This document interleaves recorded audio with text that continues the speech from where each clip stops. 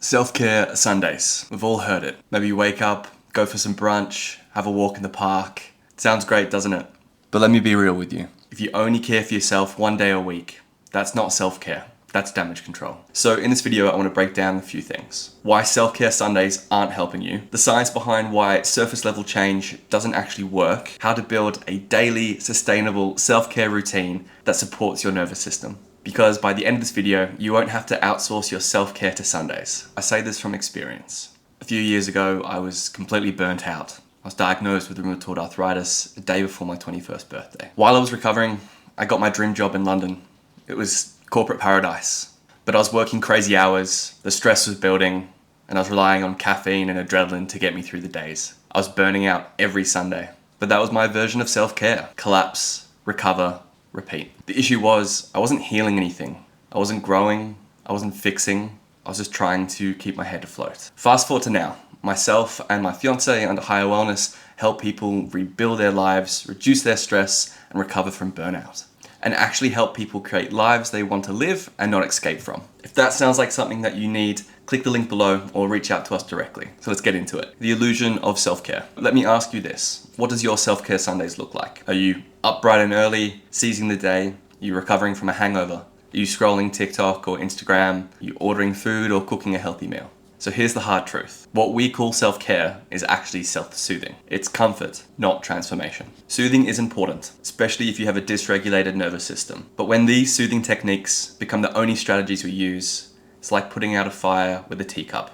Doesn't do anything. You end up managing the symptoms and not building capacity. We're pouring all this energy into recovery and not into resilience. And that's the trap. So let's zoom out to why one day a week is simply not enough. You're probably living in a constant state of stress from Monday to Sunday, 7 days a week, with notifications, emails, phone calls. Then Sunday comes and you crash. Maybe you try to relax, try to organize some food prep to do some meal plans. But deep down, you're already bracing for Monday and the week ahead. And you keep doing this week after week. This isn't balance, this is a band-aid. You wouldn't train for a marathon and only stretch once a week. So why treat your mind and nervous system to one day a week, or maybe even an afternoon of rest? I used to live like that.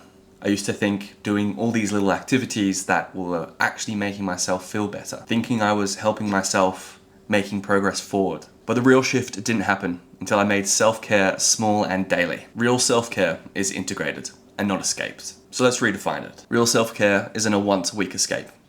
It's something that you have to build into everyday life. Real self-care looks like saying no when everybody's screaming yes just to be liked. Being able to fall asleep quickly, wake up not feeling groggy. Getting outside even for 5 minutes instead of scrolling. Choosing real food instead of reaching for another hit of dopamine. This stuff isn't glamorous, but it is real. And over time, your body starts to crave this. Safety, consistency, and energy. This is the baseline that your body needs. So here is a daily framework that you can integrate into your own personal life. And this is a framework that I've used to pull myself out. So you want to break your day into 3 chunks: the morning, midday, and the evening.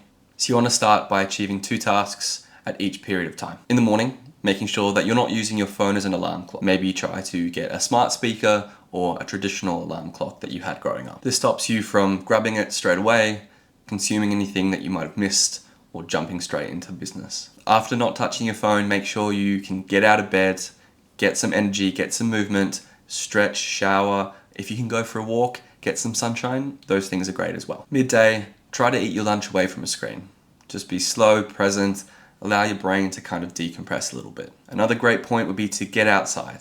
Even if it's for a quick couple breaths of fresh air or to see some sunshine, just getting away from a screen for a little bit and decompressing. And then in the evening, since we've stopped using our phone in the morning, we want to stop using our phone before we go to bed. So putting it away, hopefully an hour to 90 minutes before you sleep, being tech and screen free, just so your body and your mind can decompress a little bit. And what I do personally is I like to share gratitude.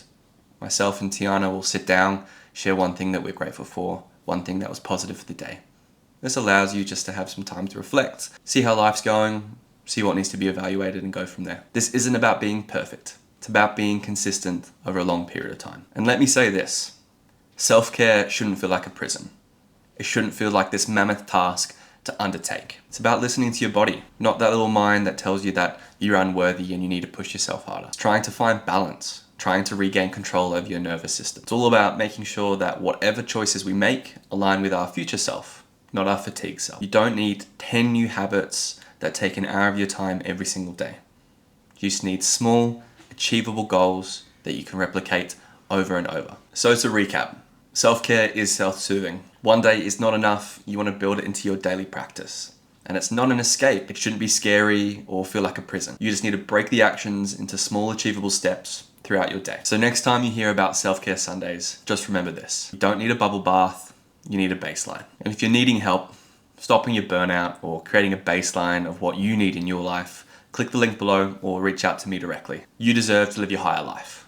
Not just one day a week, but every day. Also, YouTube thinks that you should watch this video here, and I think I agree with them. So click this link here, it helps us out a heap, but make sure you like, comment, and subscribe. It really does go a long way.